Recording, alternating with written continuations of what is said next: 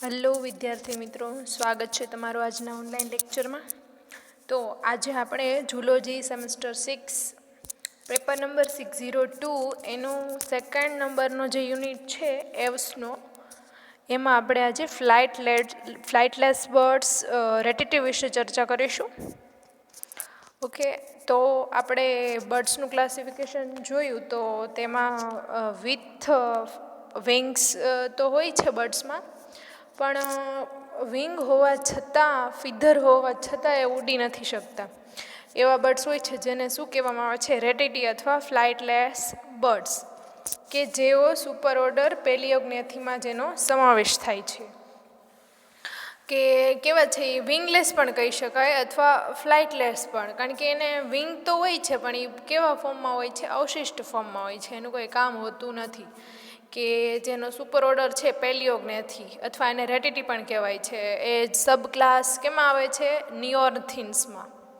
Okay, એ બધા એ છે ને પેલિયોગ્નેથિયસ પ્લેટ એનામાં છે ને એબસન્ટ હોય, અને ક્યારેક ક્યારેક પ્રેઝન્ટ પણ હોય છે, અને બધા કીલલેસ હોય છે. રાફ્ટ લાઇક સ્ટ્રક્ચર એમાં જે ફર્ક્યુલા હોય છે એનું રાફ્ટ લાઇક સ્ટ્રક્ચર આવેલું હોય છે. એટલે આપણે મોસ્ટલી બધાએ બર્ડ્સનું નામ સાંભળ્યું છે કે કયા એ રેટેટીમાં સમાવેશ થાય છે. તો એ છે ઓસ્ટ્રિક, કીવી, પેંગ્વિન છે, પછી ઈમુ છે. એ બધા ક્યાં છે? એ બધા રેટેટી બર્ડ્સ છે અથવા ફ્લાઇટલેસ બર્ડ્સમાં એનો સમાવેશ થાય છે. એ બધા બર્ડ્સ હોય તો એના કેરેક્ટર્સ કેવા હોય છે તે આપણે જોઈએ. કે also cold running birds, lake ability to fly, કે એ બધા દોડનારા પક્ષીઓ હોય છે અને ખૂબ ઝડપથી દોડે છે. આનાથી આગળના લેક્ચરમાં આપણે માઇગ્રેશન વિશે ચર્ચા કરી, કે બર્ડ્સમાં માઇગ્રેશન જે જોવા મળે છે તેમાં રેટેટી હોય છે એ પણ માઇગ્રેશન કરે છે ઘણા માઇલ્સનું. એ ઉડીને નહીં પણ દોડીને માઇગ્રેશન કરે છે. કીવી છે, ઈમુ છે, એ બધા માઇગ્રેટરી બર્ડ્સ પણ છે. એટલે એને રનિંગ બર્ડ્સ, ખૂબ જ ઝડપથી દોડનારા પક્ષીઓ પણ કહેવામાં આવે છે. અને હેવ અ સ્મોલર વિંગ્સ, કે એની પાંખો હોય એ કેવી હોય છે? અવશિષ્ટ હોય છે અથવા નાની હોય છે. કીલ એમાં એબસન્ટ હોય છે. પછી એમાં કોઈ પણ પ્રકારની ઓઇલ ગ્લેન્ડ કે સિબેસિયસ ગ્લેન્ડ આવેલી હોતી નથી.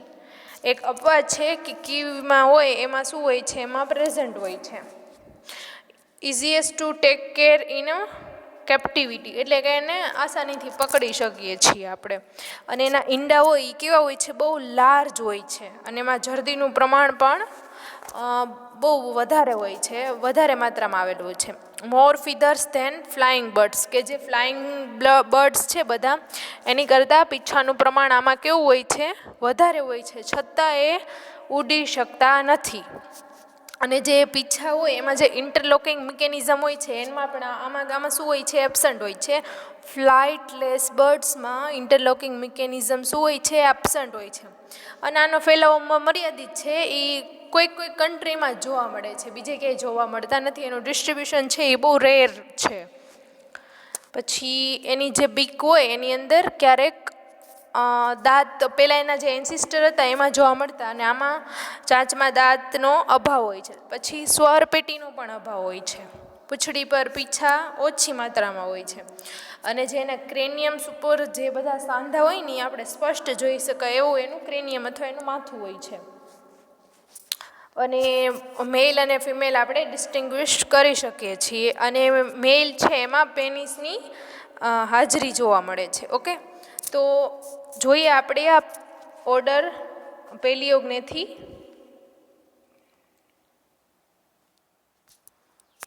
ઓર્ડર ઓફ ફ્લાઇટલેસ બર્ડ, કે આ પેલિયોગ્નેથી છે એના પેલિયોગ્નેથી છે એ સુપર ઓર્ડર છે, અને નિયોર્થિન્સ છે એનો સબ ક્લાસ છે.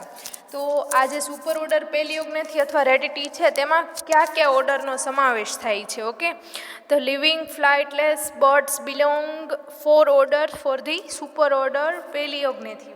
એટલે કે પેલિયોગ્નેથી જે સુપર ઓર્ડર છે એના ફર્ધર 4 ઓર્ડર છે. એ ક્યાં ક્યાં છે જોઈએ આપણે. સૌથી પહેલું છે order first, struthioniformes. Struthioniformes છે એમાં કોનો સમાવેશ થાય છે? એમાં થાય છે ostrich of south west Asia and Africa, કે જે દક્ષિણ અને દક્ષિણ પશ્ચિમના જે એશિયાનો વિસ્તાર છે અને આફ્રિકાનો વિસ્તાર છે ત્યાં જે ઓસ્ટ્રિક છે શાહમૃગ એ કયા ઓર્ડરમાં આવે છે? તો કે સ્ટ્રુથિયોનિફોર્મ્સમાં. ઓકે, એના કેરેક્ટર્સ ક્યાં હોય છે? એટલે કે પગ હોય છે એના મેઇનલી આ કેવા છે? રનિંગ બર્ડ્સ છે બધા, એટલે દોડનારા પક્ષીઓ છે, એટલે એના પગ તો ઓબ્વિયસ મજબૂત હોવાના જ છે અને ખૂબ સારી રીતે વિકાસ પામેલા હોય. દરેક પગમાં કેટલી આંગળી હોય છે? 2 આંગળી હોય છે, અને જેના નખ હોય છે એ અપૂર્ણ એનું એટલે કે બહુ એનું ડેવલપમેન્ટ થયેલું હોતું નથી, અપૂર્ણ વિકસિત હોય છે, અને ઉડી ન શકે તેવા કેવા છે? સ્થળચર પ્રાણી પણ એને કહી શકાય. પછી આમાં ફાઇગોસ્ટાઇલ આવેલો હોતો નથી. એનું બોડી હોય છે એ નેક, પછી એનું જે હેડ અને પગ પર કેવા છૂટાછવાયા પીછા, એટલે બહુ અચ્છા પીછા જોવા મળે છે. ઓકે, તો આ ઓર્ડર હતો સ્ટ્રુથિયોનિફોર્મ્સનો, કે જેમાં ઓસ્ટ્રિક છે જે દક્ષિણ પશ્ચિમ વિસ્તારનો જે એશિયા અને આફ્રિકાના રિજિયનમાં જેટલા ઓસ્ટ્રિક જોવા મળે છે એનો એ બધાનો આમાં સમાવેશ થાય છે. ઓકે, સેકન્ડ ઓર્ડર છે રિયોફોર્મ્સ અથવા રિયોફોર્મ્સ એને કહી શકો, અથવા રિયાફોર્મ્સ પણ કહી શકો. રિયા ઓફ સાઉથ અમેરિકા, એટલે કે જે રિયા જોવા મળે છે, અમેરિકન ઓસ્ટ્રિક પણ આને કહી શકો. અમેરિકન ઓસ્ટ્રિક છે એનો સમાવેશ આ ઓર્ડરમાં થાય છે, કે તેના દરેક પગમાં નહોરયુક્ત 3 આંગળીઓ હોય છે. જોજો કે જે પેલું એશિયાનું અને આફ્રિકાનું ઓસ્ટ્રિક હતું એનાથી આવડ કેમ અમેરિકન ઓસ્ટ્રિક જુદું પડે છે, એ પણ એના લક્ષણોમાં સામ્યતા બેમાં જોવા મળે છે, કે દરેક પગમાં નહોરયુક્ત 3 આંગળીઓ હોય. પછી સ્કંધાસ્થિમાં નેતલનો શું હોય છે? અભાવ હોય છે. અને શીર્ષ અને એનો જે નેક રિજન હોય ત્યાં શું હોય છે? છૂટાછવાયા પીછાની હાજરી હોય છે. કોની? આ રિયામાં, કે ક્યાં જોવા મળે છે? સાઉથ અમેરિકામાં. ઓકે, તો એના પછીનો ઓર્ડર જોઈએ, થર્ડ ઓર્ડર કેસુરીફોર્મ્સ. કેસુરીફોર્મ્સ છે જે કેસોવરીઝ અને ઇમુઝ ઓફ ઓસ્ટ્રેલિયા એન્ડ એડજસ્ટિન આઇલેન્ડ ત્યાં જોવા મળે છે, કે જે ઓસ્ટ્રેલિયા અને એડજસન્ટ આઇલેન્ડ છે ત્યાં આ કેસોવરીઝ અને ઈમુ જોવા મળે, એનો આ કેસોરીફોર્મ્સ ઓર્ડરમાં સમાવેશ થાય છે. ઓકે, ક્યાં? ઓસ્ટ્રેલિયા અને ન્યૂઝીલેન્ડના, કે એના જે ફોરલિમ્સ હોય છે એ બહુ અલ્પ વિકસિત હોય છે, અને એના જે શીર્ષ અથવા માથું કહો ને એની ઉપર કલગી જેવી રચના જોવા મળે છે. મેઇને કલગી ન હોય પણ થોડાક પીછા હોય, એનું મોડિફિકેશન ઉપરની સાઈડ વધારે થઈ ગયેલું હોય છે, એટલે એને કલગી પણ કહી શકાય આપણે. તો એમાં કેસવરીઝ છે અને ઈમુ એનો સમાવેશ થાય, એટલે ન્યૂઝીલેન્ડ અને ઓસ્ટ્રેલિયાના રિજિયનમાં વધારે જોવા મળે છે.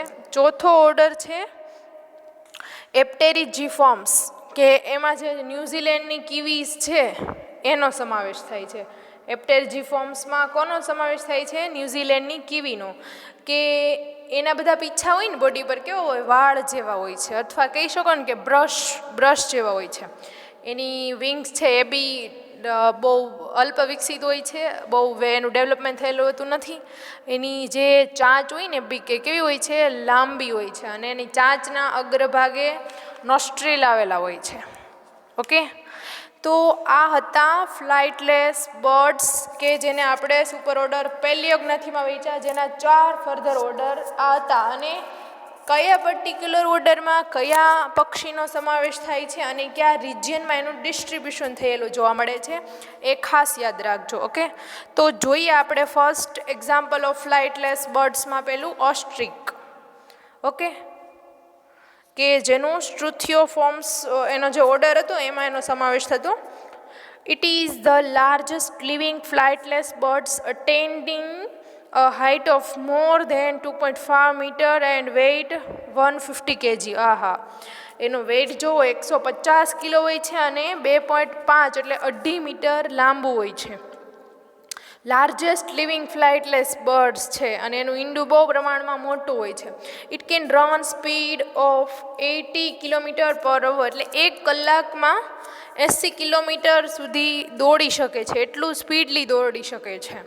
એટલે એના ઉપરથી તમે અંદાજો લગાવી શકો કે એ માઇગ્રેટરી બર્ડ બહુ ખૂબ છે, એટલે એનું સ્પીડ છે ને દોડવાની ઉડવાની નહીં, ઓકે, દોડવાની જે સ્પીડ છે એ બહુ વધારે છે, 80 કિલોમીટર 1 કલાકમાં કાપી નાખે છે. Male are polygamous. Egg is very large. જો આવ્યું એના ઈંડા હોય એ બહુ લાર્જ હોય છે અને એનો પણ વજન કેટલો હોય છે? 1.5 કિલા જેટલો, 1.5 kg જેટલો ઓસ્ટ્રિકના ઈંડાનો વજન હોય છે. ઇઝીલી ટુ ડોમેસ્ટિકેટેડ, એટલે આપણે એને આસાનીથી પાળી શકીએ છીએ જો ઘરમાં પાળવું હોય તો ઓસ્ટ્રિકને. સેકન્ડ છે emu. Second largest living flightless bird, height 1.5 metres, confirmed from Australia. ક્યાં જોવા મળે છે? ઓસ્ટ્રેલિયામાં જોવા મળે છે. એની હાઇટ છે 1.5 મીટર. આ છે આપણા ઈમુભાઈ. કોણ છે? ઈમુ. જોવો એની હાઇટ કેટલી છે? 1.5 મીટર અને એ second largest living flightless bird છે. પેલું કયું છે? ઓસ્ટ્રિક છે. અને આ ક્યાં જોવા મળે છે?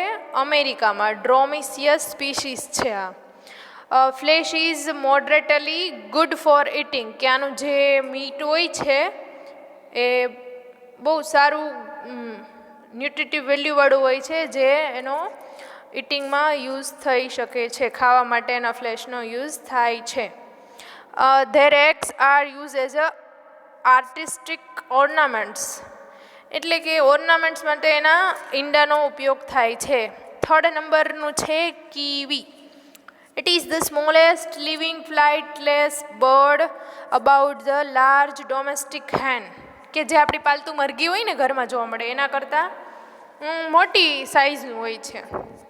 અને આમ તો દેખાવમાં કેવું લાગે છે? મરઘીના બચ્ચા જેવું દેખાવમાં લાગે છે ને. દેખો આ છે આપણું કીવી, મરઘીના બચ્ચા જેવું, પણ આમ ડોમેસ્ટિક મરઘી જે હોય છે ને આપણી ઘરે જોવા મળે એની કરતાં થોડીક મોટી સાઇઝનું હોય છે.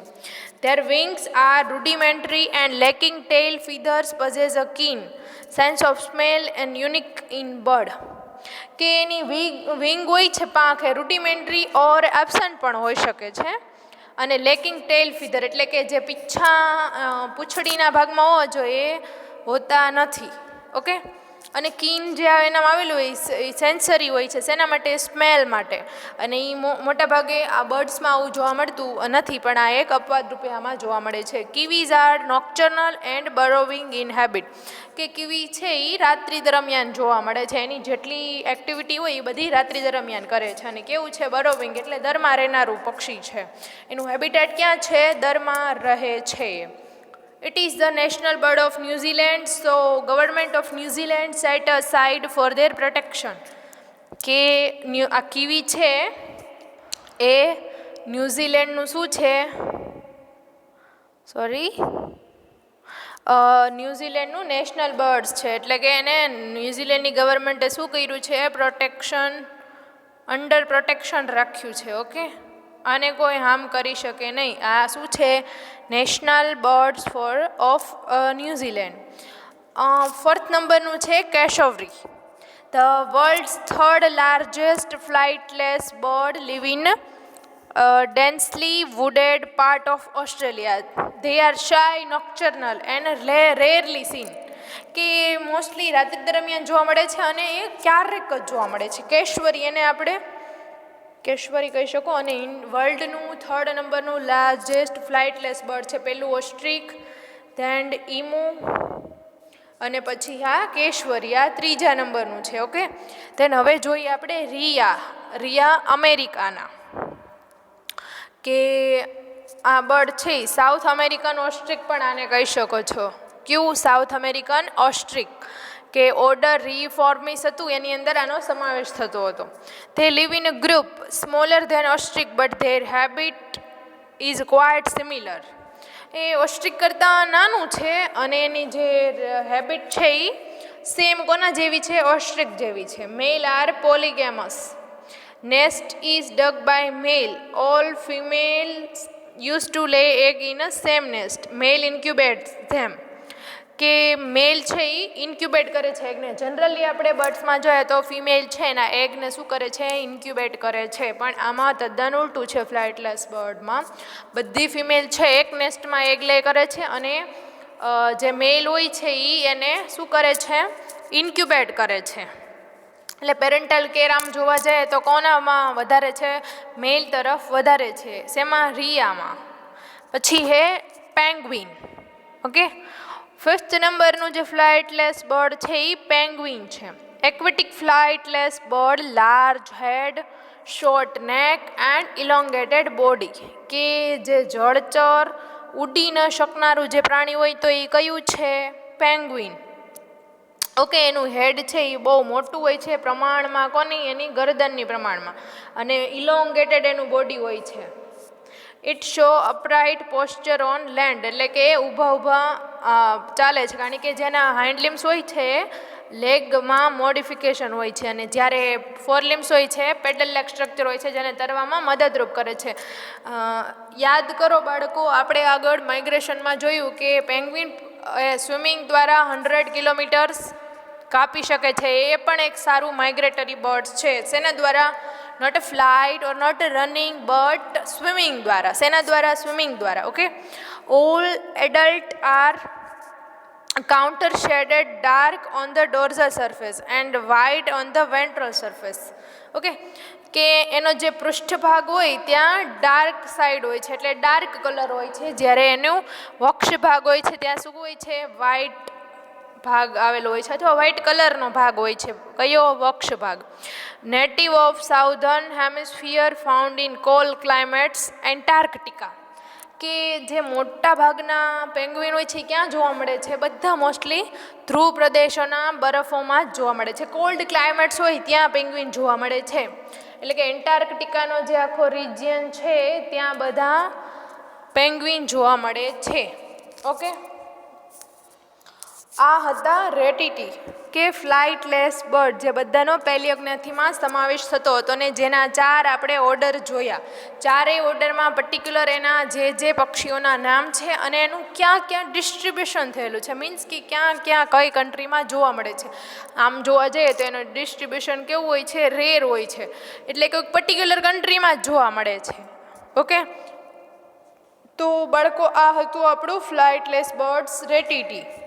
બધા જોયા: kiwi, emu, ઓસ્ટ્રિક, penguin, Riya. Okay, તો બધાના પર્ટિક્યુલર નામ યાદ રાખજો અને એનું ડિસ્ટ્રીબ્યુશન, અને થોડાક એવા એના જનરલ કેરેક્ટર્સ. Thank you.